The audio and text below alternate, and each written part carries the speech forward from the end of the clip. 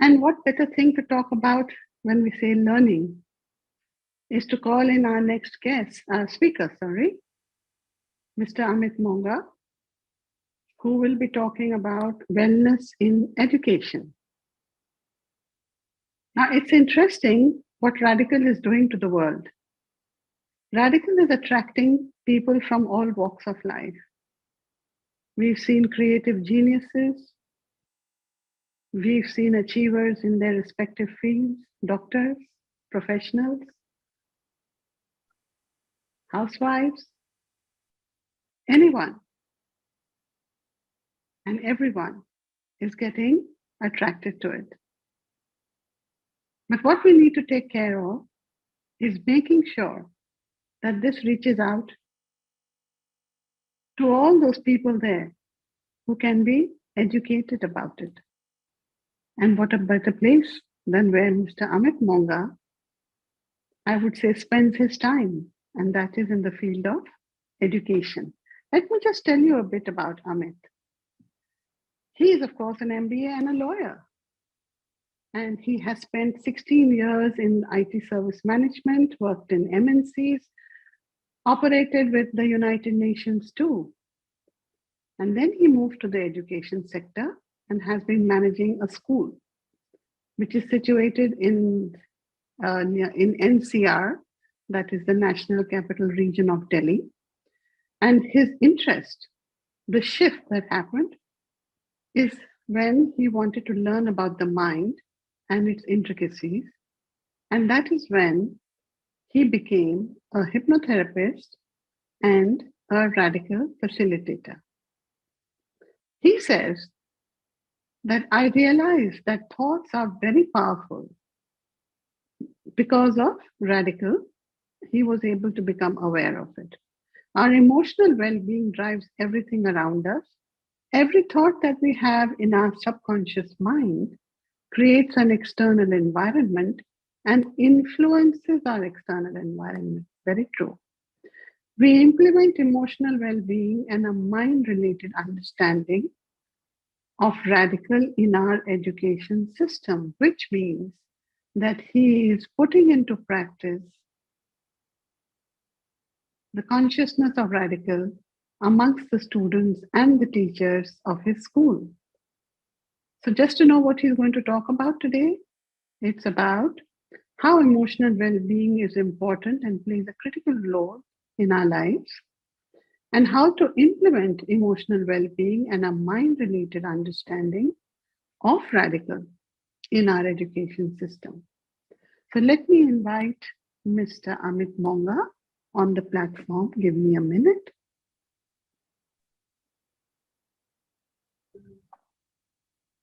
Welcome, Amit. Thank you so much for giving us your time for this. I leave the floor to you now, all about you, and I'll just leave, yeah? Well, first of all, thanks to you and this platform. Thanks to Redikall and Aatmn for inviting me here and giving me this opportunity to share the thoughts, the learnings which I've gathered over years with Redikall and several other modalities.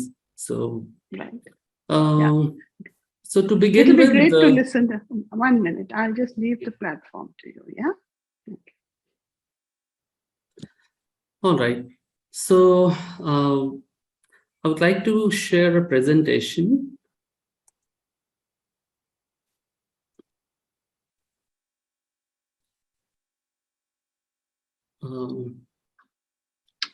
Aarti, would you let me know if it is visible?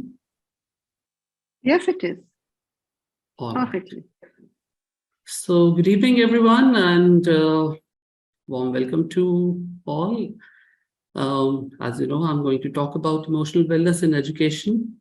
So here are the topics which we are going to discuss. I would like to begin with what is emotional well-being. I understand there must be an audience, there must be people who are attending it for perhaps for the first time, or maybe who are not very well versed with what exactly is emotional wellness. So let's actually try to understand it. What is it? And it extends towards the structure of mind. What is mind? We'll discuss that. Uh, Effects of being emotionally unwell. So if we are not well emotionally, how does it affect our life, our overall existence? And why is it necessary? Why is it important to understand what we can do? That is what we'll discuss in the way out. What do we gain as parents, as learners, as educators? So, education, as we all understand, that it has, at least three facets, that wherein there is the parent, the students, the children are there, and the educators. So, emotional well-being is something which everyone can gain something. So, we'll discuss from each of their perspective. Then a few tips and tricks which I've learned from Redikall. So I would like to share all that for learners, parents, and educators. And we'll spend some time on queries. So that's how we are going to move ahead. So let's begin with what is emotional wellness.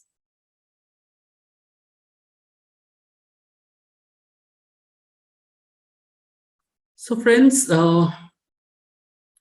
when we say that we are emotionally well, it's a state of harmony. Harmony in between our inner world and our external world. In our day-to-day circumstances, our day-to-day, problems which we face. All of us, face a lot of problems in our day-to-day life, like, relationship issues, financial crunches, relationship with in between spouse, relationship with children. Children especially get bullied in school. Teachers face several problems with the other teachers. We face problems with our peers. So these are several day-to-day problems which we keep experiencing.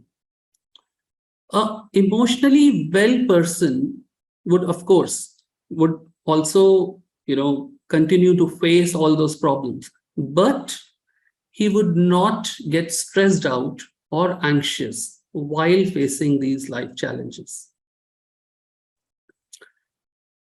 Every now and then we all can, get a little bit stressed out, anxious. We can feel perturbed here and there. But at the same time, an emotionally well person would be able to quickly bounce back, would generally have a positive mindset towards everything what he or she is facing, be it a problem or anything to approach towards life, anything new which he or she is going to start. His general disposition is positive and optimistic. He would not start with a pessimistic or stressed out with a stressed out mindset. Being smarter with feelings is that a person who is well emotionally would be able to see him or herself, how he is behaving in front of others, his feelings and his behavior, how it is affecting others, not only himself, but as well as others, and would be able to regulate those situations. He would not be perturbed with the environment triggers. Yeah, our environment almost every day keeps keeps giving us triggers. As soon as we, in the morning we go out for our work, we hit the road, and right at the beginning we start, coming across with people who are not driving properly, or there is a lot of traffic jam. And further we move ahead, there is no parking space. Even these small things which keeps happening every day, it these are all environmental triggers which affect our emotional well-being, which affect our mood. And by the time we reach our office, our workplace, we are already kind of, in a state of anger or in a state of displeasure that, the way we start our day. So an emotionally well person would be able to handle these situations quite optimistically and in a very positive way, in the sense that, of course, there is traffic, of course, there is people who are probably driving well or not, but he would have he would be able to practice patience, as well as would not let all those things affect his general disposition. Similarly, there could be other situations also, which are like financial crunch. Work is, you're doing a very good job, but you are not getting enough appreciation. Your business is perhaps not doing well. Competition among peers, relationship with your boss, so many things which keep affecting us on day-to-day basis. And if we are not emotionally well, probably we get into a loop of overthinking. We get into a loop of negative thinking. And sometimes these negative thinking and, our perception patterns, just keep us in a loop of a very, very limited life state, which is full of anger, which is full of jealous, hatred, which is not so good to continue with. So an emotionally well person is able to handle these situations, take these situations as, yet another happening of life, and is able to come out victoriously out of these situations. So this is something which, what we mean by emotional well-being. Yeah. When a person is emotionally well, what happens is they start, their inner world and outer world is in a state of harmony. And when they are in a state of harmony with the outer world, what they start getting is favorable conditions, favorable people, the situations which are favorable to them, which are helping them, and with their inner harmony, the same harmony starts getting reflected in their outer circumstances. And sometimes we call these people, as lucky. However, if we look into it in detail, we will find that all those people who we find as lucky are very well, quite well emotionally. They're able to balance their emotions very well, and handle situations very well, handle their relations very well, relations with their children, wife, a spouse, a wife with a husband, or husband with a wife, and parents, and everywhere around. At the same time, they do not have self-worth or self-esteem issues. They're able to value their own life as well as they are able to value others' life.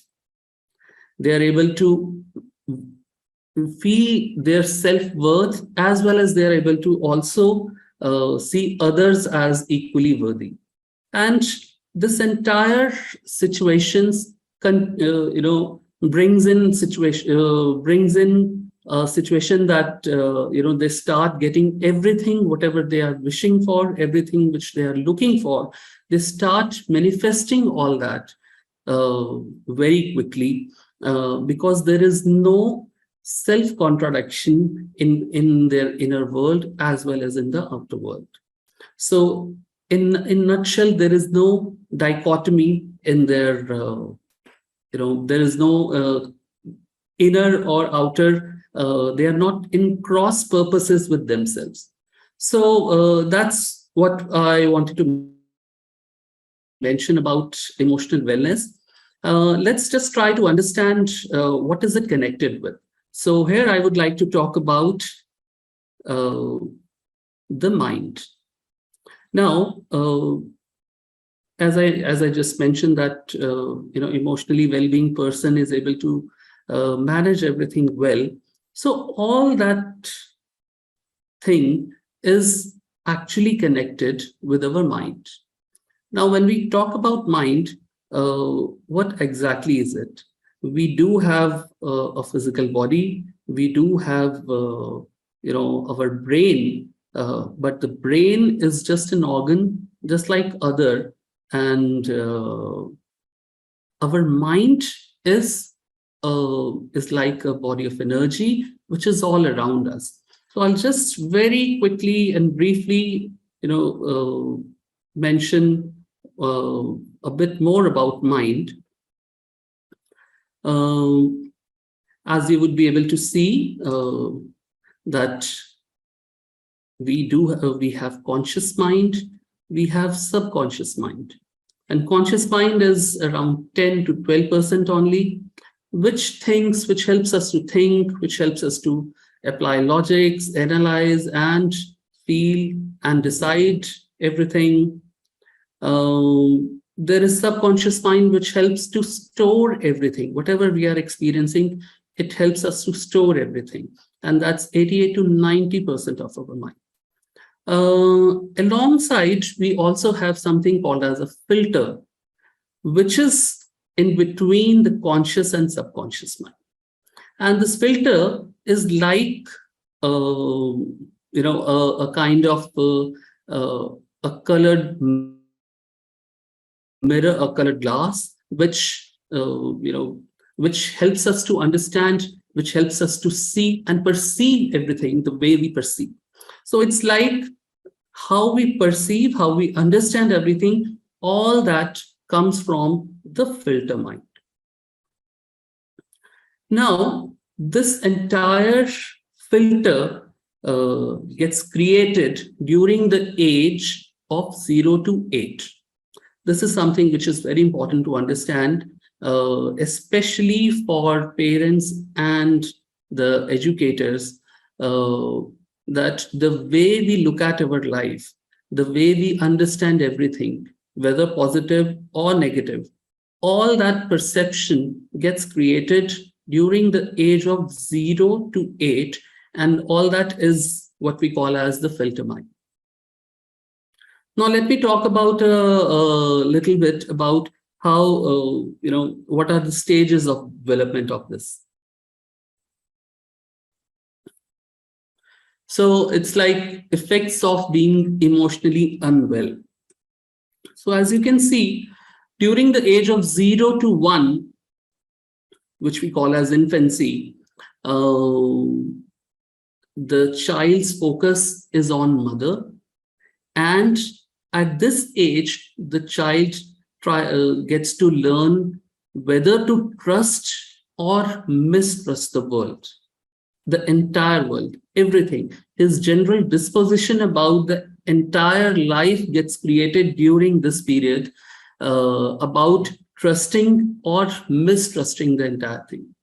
For example, those kids which are frequently held and cuddled, to whom their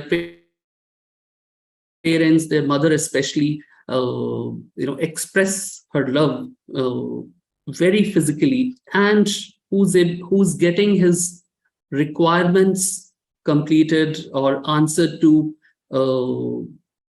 in a trustable and consistent way, then that infant starts to trust everything around.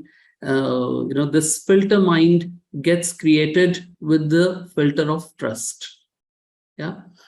And the infants who are not very well loved, they would develop into a kind of person who's confused and not trusting the world in general. Everything he or she would start with, we would always be skeptical about, he would always be doubtful about it, and that's how their entire life will get affected. Further, during the age of being a toddler, 2 to 3, children learn autonomy or shame. They learn all this from their parents. For example, children who are encouraged to start during this age, what children learn is they get to learn basic skills, like they start walking, they start touching everything. Many of the children would eat, would start talking also. And if during this age they are they are encouraged, what do they become? They would become a confident and a secure child, because the very first actions which he or she has learned are being appreciated, are being encouraged, and they're not facing the situations wherein, if let's say they spill out something on floor, they are not being told that what have you done, this is not right, or which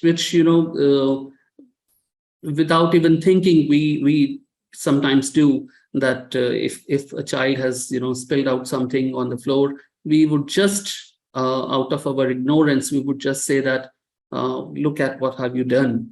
But with even these minute and small actions and gestures of our children get, they get to understand these, even if they are not able to say that, somewhere inside their mind, they feel all those emotions, they feel all those words, and accordingly, their filter mind continues to get created, and they become either a very confident and a secure child, or a child who is over dependent, who lacks self-esteem, whose there is a sense of shame and doubt in each of their abilities.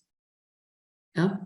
And further, as the child grows up during the age of 4 to 5, it's like the schooling age, wherein children get to start playing, they start planning activities, they start planning and coming up with some unique games of their own, and they start forming groups with other children, and they would ask so many questions.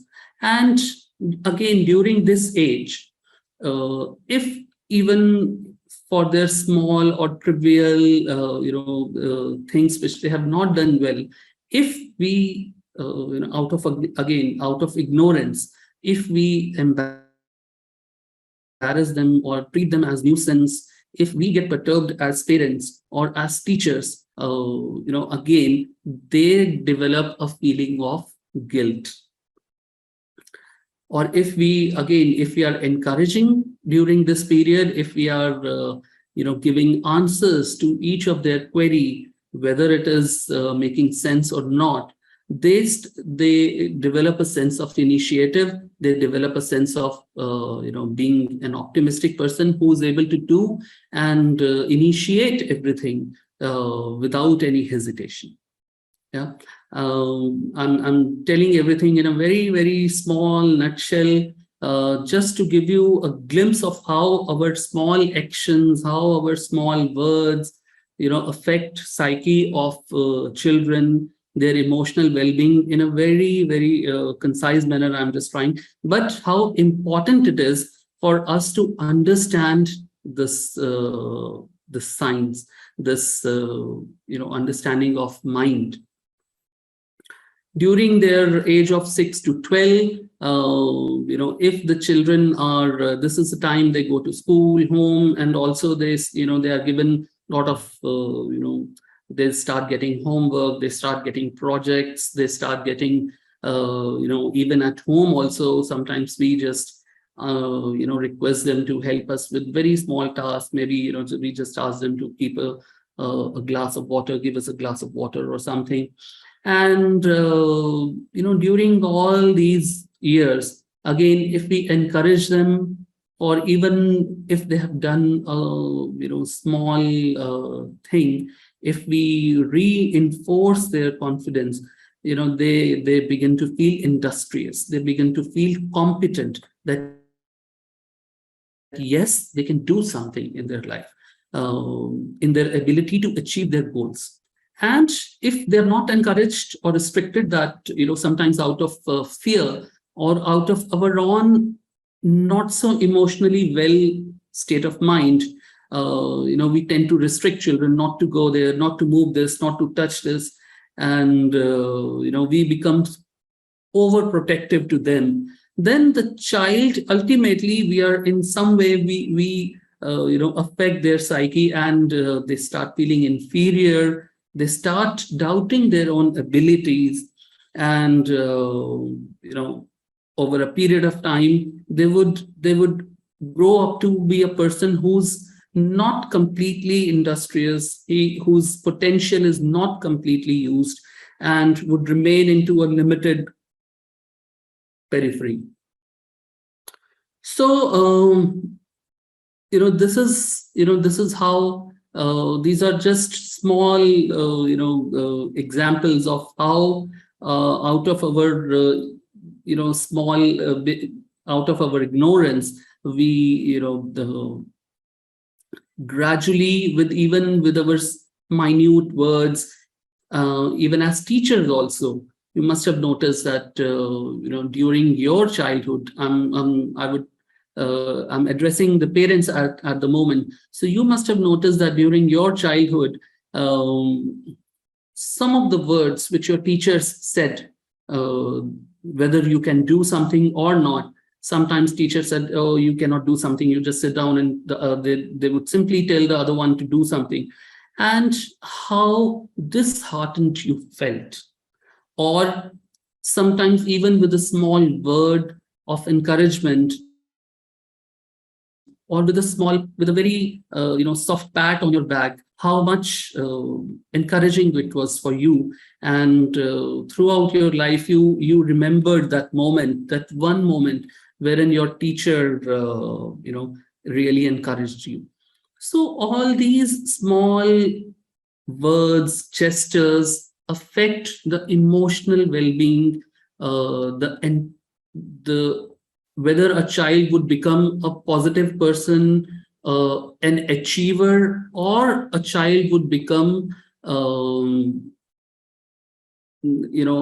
person who's doubting his self-worth, who has limited self-esteem, who's underconfident, and who's not able to face challenges of life, who's not able to face let's say an interview, how their progress, their trajectory of life gets defined during the age of 0 to 8. Many of you would know this already, and for many, it must be an eye-opener at this moment, that how within few years of the birth, the entire life, the entire attitude of the life gets affected. So let's continue further. I would like to put in some statistics here.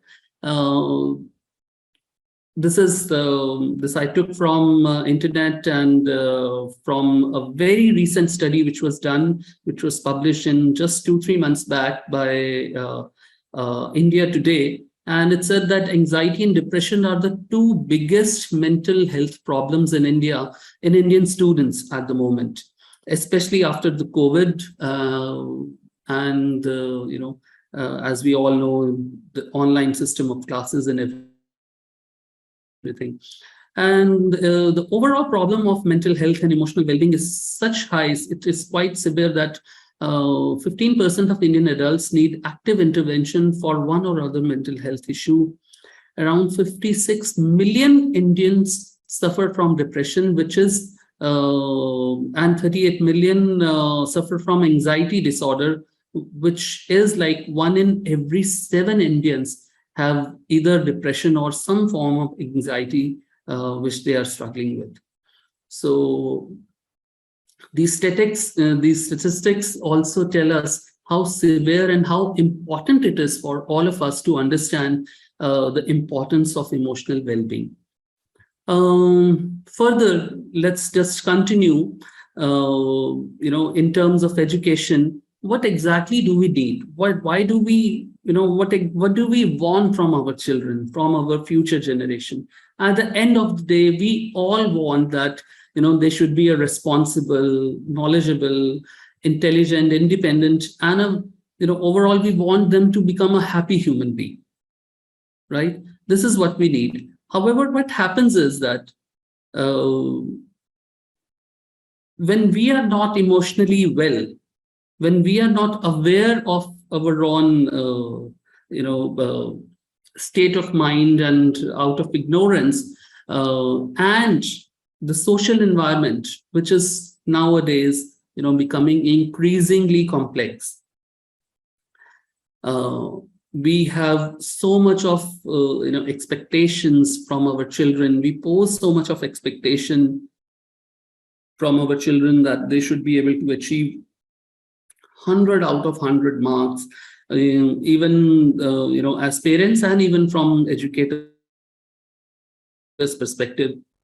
And many of the children also have this sense of competition and sense of pressure amongst themselves, that everyone wants to get into a good college or a good course, and there is a lot of pressure nowadays. Further, there are excessive pressure on teachers also. If we talk about teachers' perspective, there is excessive pressure on teachers as well, to meet the demands and expectations of multiple stakeholders. Multiple stakeholders is like the parents expect them, the teachers to take care of everything, in the sense that the child should be able to understand. The child should, sometimes the parents tell the teachers that at home he is not behaving well, please do something. He's not doing homework, please do something. So at the same time, there is enormous amount of course, there is enormous amount of post-scholastic activities, which we all really want the children to go, to complete and do and experience. But ultimately, the teachers are the ones who bear that brunt, and they are required to help the children to do that. So the institutions also pose a lot of pressure on teachers. So together, there are a lot of problems which are related, which are there into the education system. Moving further,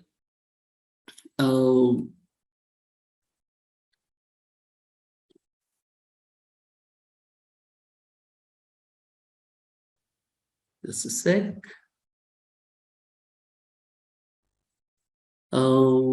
For teachers, nowadays that we see that there are online classes, the travel has become so much easy. They get to situations wherein the students are coming from various cultural backgrounds, as opposed to earlier times when it was not like this. The travel and online classes were not there, so it was not so much that the student would not be coming from so much diverse cultural backgrounds and family conditioning, which is now more as compared to previous time. Similarly, learners are becoming increasingly assertive and aggressive. That also we understand. Teaching methods are changing, and also we don't understand that teachers are subject matter experts, and they're not psychologists. They have not been trained to understand, what is the importance of emotional well-being, which which is what I'm trying to express here. And at the same time, even parenting is not something which is ever taught. Very recently, few the courses have come up, and Redikall is one of such platform wherein there are courses related to parenting also. But in general, parenting is also not taught. We are never taught about what is the importance of emotional well-being, and how our words, how our gestures are affecting the entire life of our children.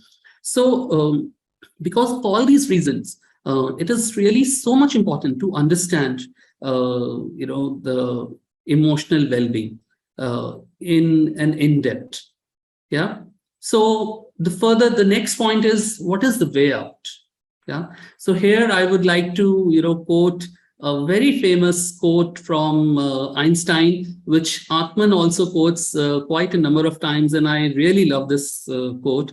And he says that no problem can be solved from the same level of consciousness that created it. So at present, where we are not, either we ourselves are struggling with our emotional well-being, or we have not been taught about the importance, or how to behave, how to be a good parent, or how to be a teacher who can not just teach but handle the children emotionally well also. So we need to raise our awareness about the development stages of mind, about how the perception gets created, how to understand the loss and trauma, effects of different family system on an individual. Like we have several family systems: joint families, nuclear families, families which continue to migrate from one place to another. So many things which are there, which come together, are part of understanding a good, a positive emotional status. And we also need to understand, raise our awareness about the motivation factors and fears. What are the fears of children, and even fears of parent, fears of teachers, how to deal with my child, how to deal with my students, how to deal with with the friends of my child. There are so many things which we at times we are not aware of, and how to handle those situations.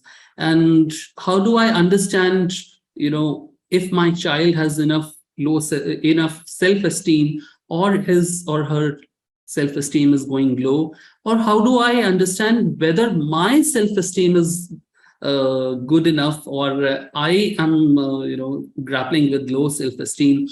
How it gets affected, and what is it which what makes a conducive environment for the self-esteem to go low.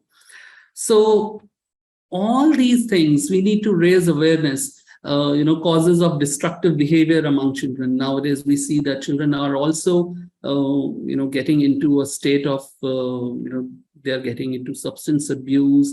Very young children, in their teenage also, they get into a habit of vaping, and so many things which are quite destructive.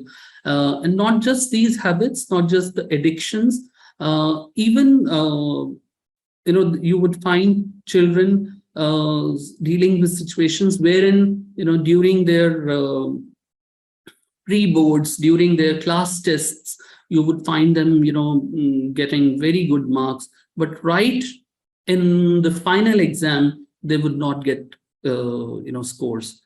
So what is it, what happens to a child during their final examinations? What happens to us in our final interview? Why do we continue to go ahead and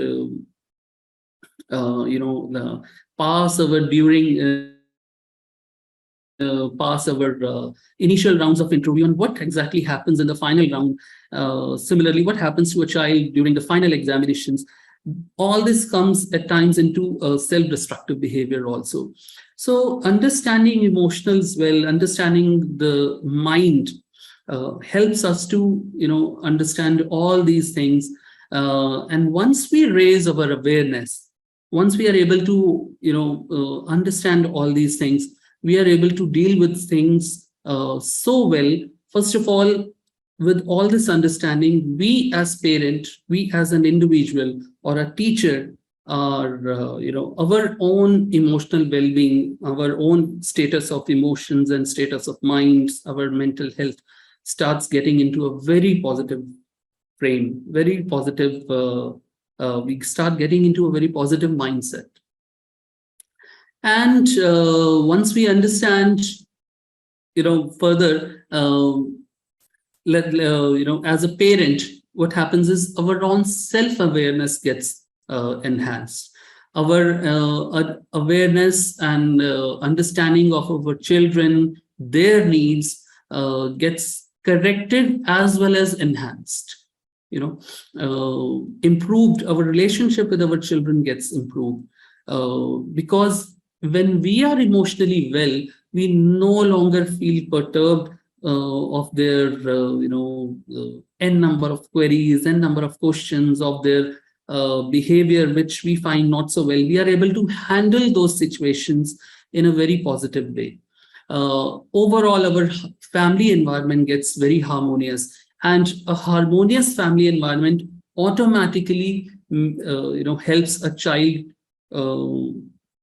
to become a very positive person during in their later life.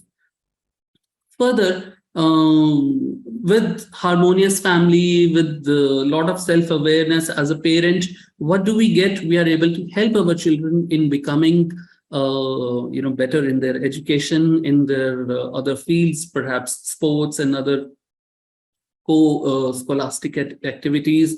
And we are able to, inculcate habits in our children, which make them independent and a confident child. So overall, as a parent, so much of it which is dependent on understanding and becoming, first of all, understanding, then becoming a emotionally well person. Yeah. I would like to especially, mention this point that understanding emotional well-being is not only towards the children, that how to handle them, but at the same time, it is about how to become a emotionally balanced person self as an individual. Because when we are well emotionally, we are anyways able to give a very, very positive family environment to our children. So it is very much important for every individual to understand and resolve all those issues which we perhaps as an individual are facing. Maybe we ourselves are grappling with low self-esteem or self-worth or relationship issues. So it is very important for us to first help ourselves, and our children will get automatically helped. Moving further, if this understanding is also given to the learners, to the student, to the children in a very, very appropriate way, according to their age at various stages, then what exactly do they gain as a child or as a learner? Their own self-awareness gets enhanced. They're able to understand their own strengths in a much better way. They're able to regulate their reactions, their decision making, when to do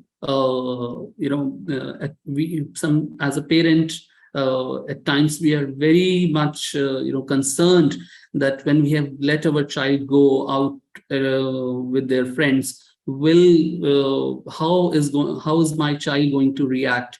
There are so many threats, so many things which keep happening in their life. Will my child take right decision or not?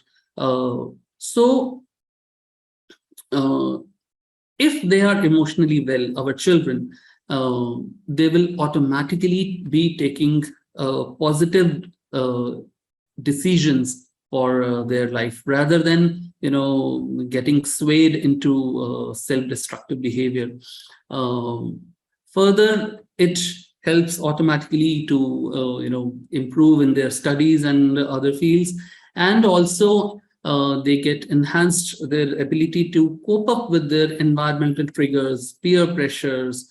The children feel get so many things which they face, like sometimes children get bullied by other children. One child is uh, they get ridiculed by other children, and one child is getting something which the other one is not getting. So there are so many things which play as triggers into their life. And for us, perhaps these are not so important, not so big issues, but for children these are very, very important, and equally traumatic for them. So if they are emotionally well, they're able to cope up with all those triggers and their entire circle of friends in a very, very positive way. So as a learner, this understanding helps them in all these ways. Further, as an educator, if we are able to, as an institution, if we are able to help our teachers to understand and to get the understanding of mind and how to handle children emotionally well, and if teachers as an individual are able to get this, so what do they get is that they are able to better engage with their children, better engage with their students. The learners are able to learn in a much better way, because the teacher is able to handle those situations in more positive and constructive way, rather than giving them destructive feedback. Then of course it reduces the stress within the community of teachers, and in between teachers and learners, because sometimes when the children grow up during their teenage and during their higher secondary classes, they also become quite assertive, and it's not so easy for teachers to deal with the young teenagers so easily. At the same time, the parents also get satisfaction that from the overall enhancement of performance of their children, as well as not just studies, but in their entire well-being as a person. And everyone is able to, overall, the happiness quotient of this entire entire community of parent, of children, and educator point of view, overall, everywhere, the level of happiness, this level of satisfaction goes into a very, very positive and higher amount. So it's so much important to understand emotional well-being from everyone's perspective, as an individual, as a parent, as a teacher, as a learner, as a student, as a child, as an institution who's into education, because we are dealing with the future. We are creating the future as in now. We are dealing with those children from whom we have a lot of expectation, but if we are not able to regulate ourselves emotionally well, how do we expect so much from the next generation? So it is that important. Yeah. Moving further, I think I've explained enough. I've spent a lot of time in explaining the importance of emotional well-being. Now let's talk about a few tips and tricks for learners. These are something which I've learned from Redikall. Immense gratitude for from my side, as it has helped me to become a better person, better parent, better at whatever I do. whatever I'm doing, and it has helped me to deal with my children, deal with my people at workplace in such a better way, that the life has moved into a completely different trajectory of a lot of positivity. So whatever I have learned, this is something which is very, very specific and very, it might seem simple, but it is really very helpful for children to learn, for the students. The first thing which may seem very common, but it is very important, that they must learn and use certain breathing techniques. Now, breathing techniques could be very simple. One of the most basic breathing technique is, taking breath from your nose and breathing out from your mouth. In Indian Ayurvedic system, in Indian yoga, we all are aware of so many breathing techniques, and so almost everywhere we keep getting, people keep telling each other that one should really use breathing techniques, but generally not much people do it, especially children. But this is something which helps to bring all the attention, all the focus, which probably is scattered at so many places, right to the moment, right at the present moment. And when you are into present moment, you're able to focus, you're able to live that moment in a much better way. So children can use simple breathing technique for a minute or two just before studying, or when they are feeling tired, or even before sleeping.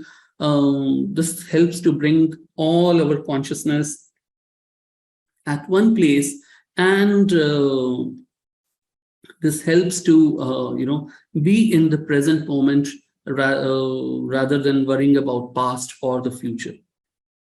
Further, another activity, another thing which helps to do the same, which helps to bring in the attention, the focus, the consciousness right at the moment, is walking barefoot on the grass.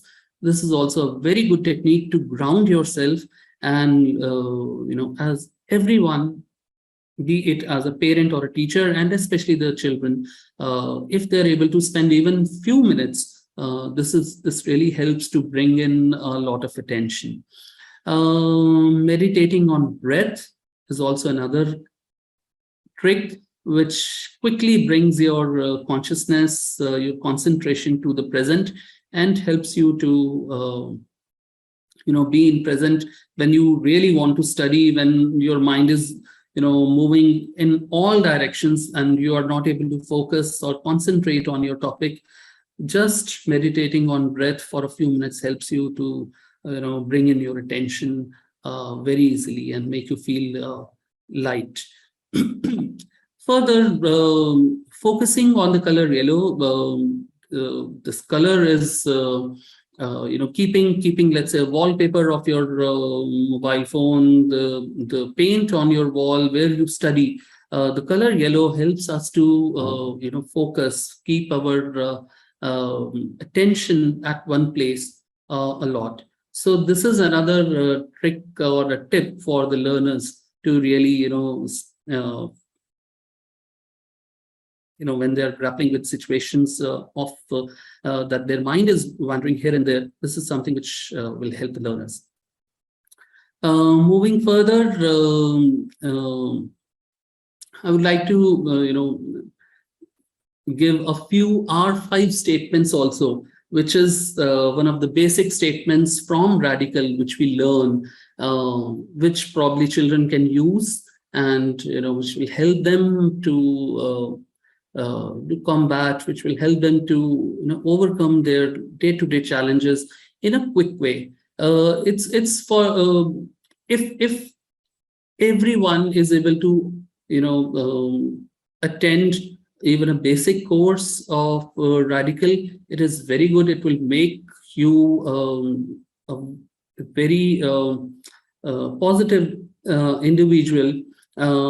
And these R5 statements are right from there, which will, just as a quick tip, which will help the learners. For example, they can use few statements like R5, my fears. R5 stands for revive, recognize, realign, reorient, and reposition. And how it helps and what all is there in the background, this probably can be covered in the course, which is the very basic course we call as Radical Crystalline Mind.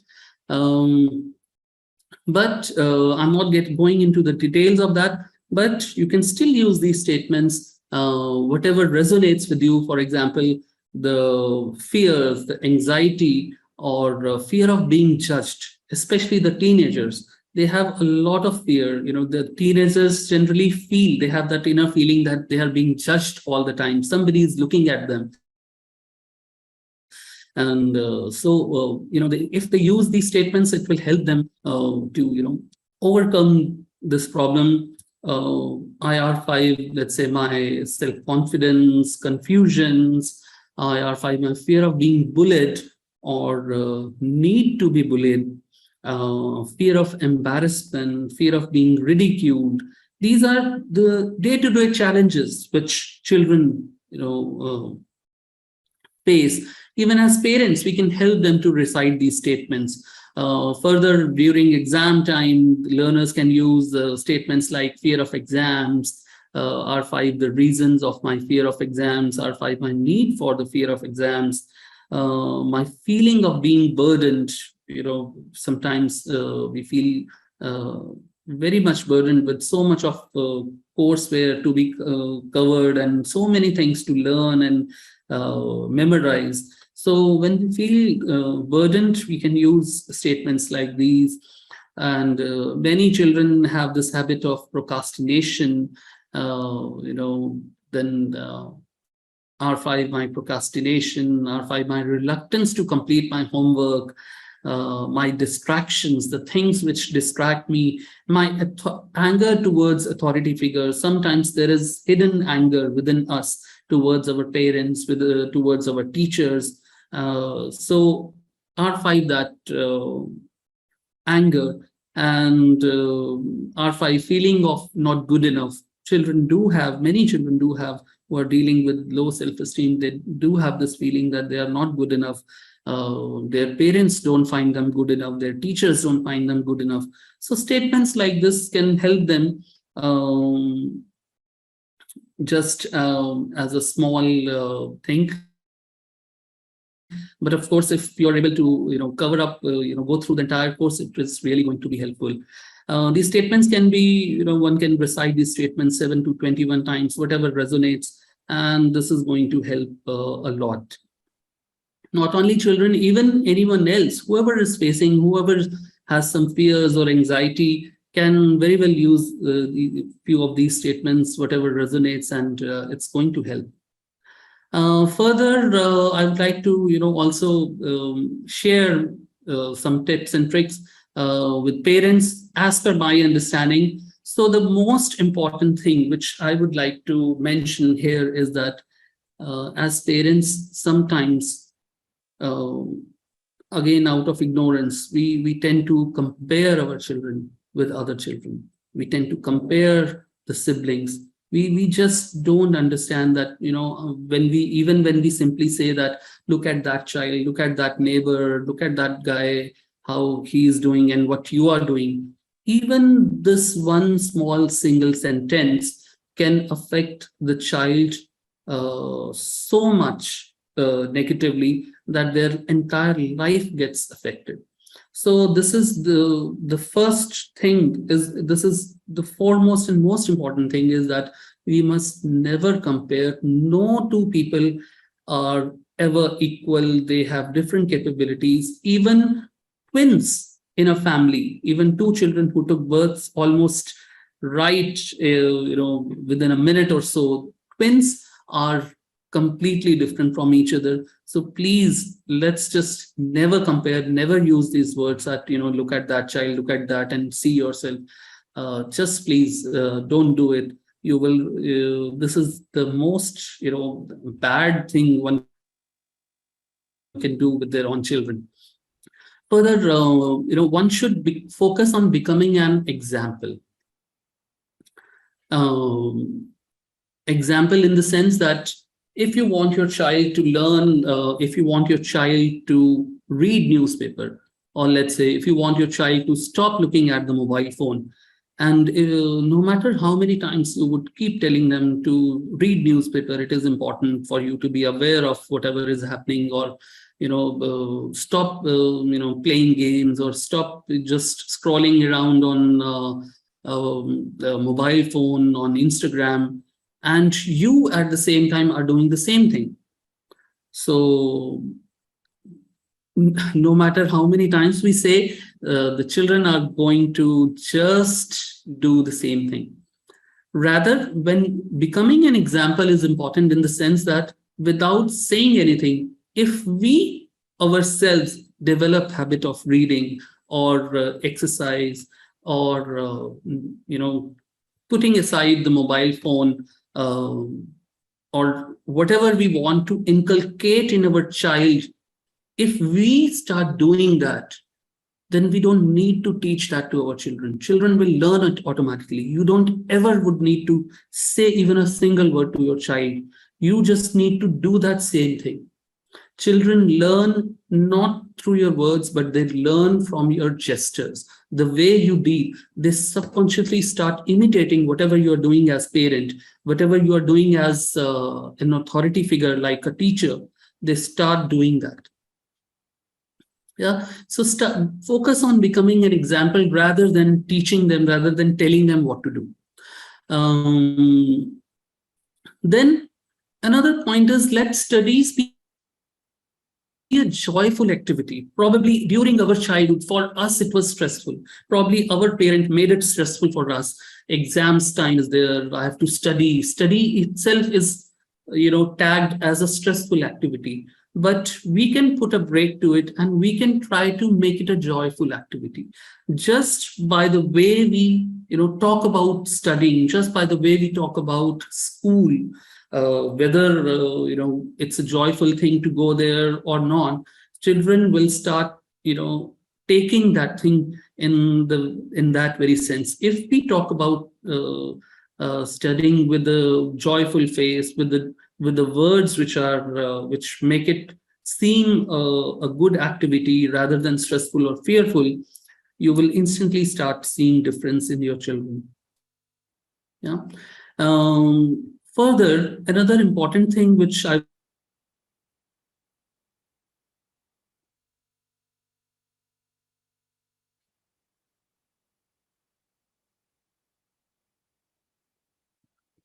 would like to mention in this is, Amit, you're frozen.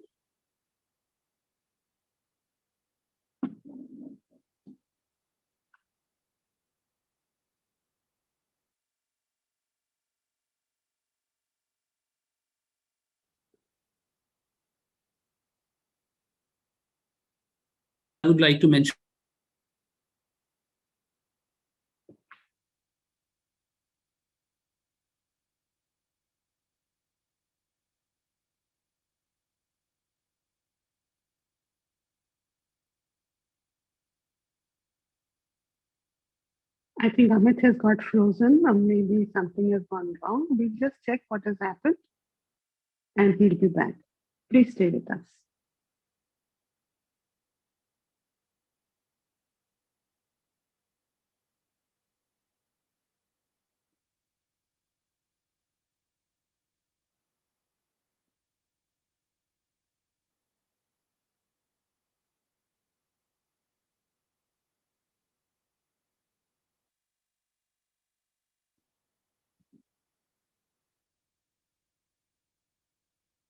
Amit, you're on. You can start again.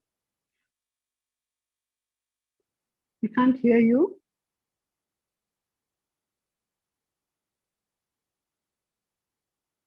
You're muted, Amit. Yeah, you're fine now. You're muted. Oh, okay. Just a sec. I was the screen had got frozen. Let me reshare the presentation. So you can continue from there, Amit, from where it was, yeah? Yeah, of course. So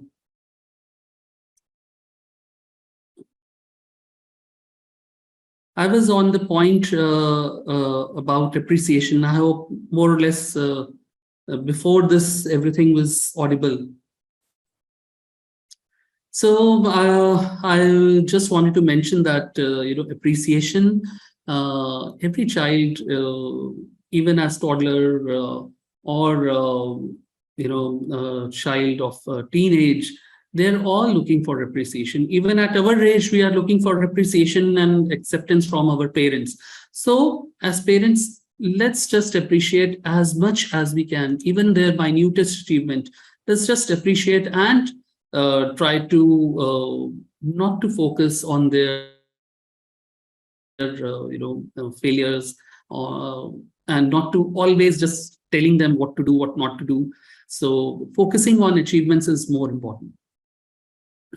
And we must be aware that even a small loss, which probably may seem very simple to us, let's say even a small child, even when he loses a pencil, for them it becomes a big traumatic event. For us, probably it is very very trivial thing. So we must look at those things from the perspective of children, and we must never ridicule or belittle their loss. Sometimes what we say is that it just doesn't matter, don't worry. But rather than saying these words, let's just simply say, I understand that it is sad that you lost this thing, and let them say their heart out. If they're crying, let them cry their heart out, rather than quickly trying to stop them from crying. Let them cry their heart out. Let them express their matter of whatever has made them sad, and this anyways help your children to relief of that the stress, the things which they are which they are taking it as a loss. Yeah. So these are few things as parent which we can do, and as educators also, there are many things which can be done. I'll try to go through it a little quickly. So first of all, we must try to be aware of the power which is there we have in our hands as teachers. After parents, teachers are the most important figure in children's life. They trust them blindly. Even at times you would see that even during day, if you tell them that this is night, they will simply accept it. So be aware of that fact, and the power which you have in your hands, and deal with them. Use each and every word so sensitively that with them, and do understand that everything, whatever you say, whatever you do, is going to affect their entire life. Again, never compare to students, never compare to children, never ridicule them. As teachers, sometimes we do that. We ridicule their actions, and sometimes we just simply, out of stress, we simply say, okay, you cannot do this, and just sit down and let the other child do that. But this is not the way we should be dealing with children. We should rather, simply tell them, let's also hear from the other guy. A simple example. So, also public shaming. This is also sometimes we as teachers we do, and we must refrain from it. Always we must remember that we are adults and not children, so we must not behave like children would behave with each other. Yeah. If there are children who have different strengths, we must focus on channelizing their individual strengths, and how we can use them. Some people are very talkative, some children are not so talkative. So we should be able to handle each children, the way based on their strengths rather than their weaknesses, and never take your own not so well emotional well-being or family situations to the children. And last but not the least, that take understanding of emotional well-being, mind as an investment for yourself, for your institution, or for your children. Investment is something with which you get returns in manyfold. Do not take it as a spending of your time or money or energy. Take it as an investment, and as a very, very important thing to be put into education system. Yeah. So these are a few of the things which I wanted to share from education perspective. And I'm not sure if we have enough time. If there is anyone which has some query, probably we can discuss that for a short while.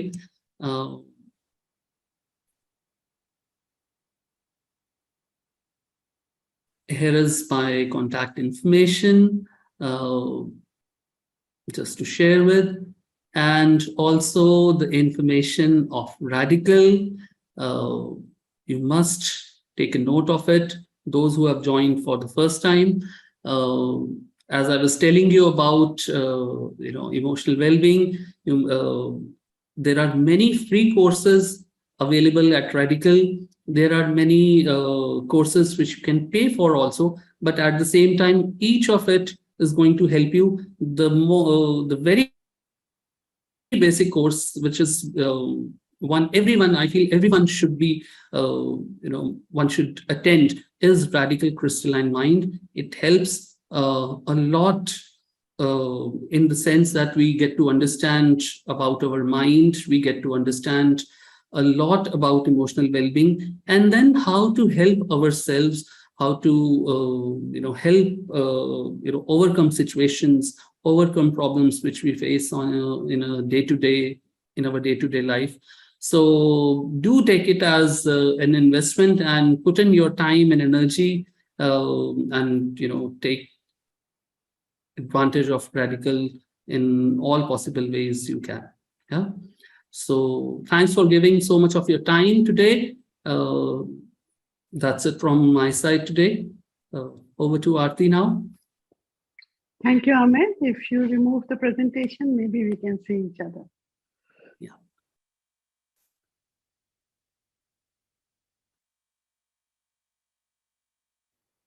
Yeah. Thank you so much. That was very informative, intense, and I'm sure people would have benefited from it. And if they have any queries, if anybody has any queries or points that they'd like to discuss and ask Amit, please get in touch with the numbers that he has given and at Aatmn.com. Yeah, that is AATMN.com. And all your queries will be addressed and will be taken care of. So thank you very much, Amit. And it was a pleasure to hear and listen to all that you had to share with us.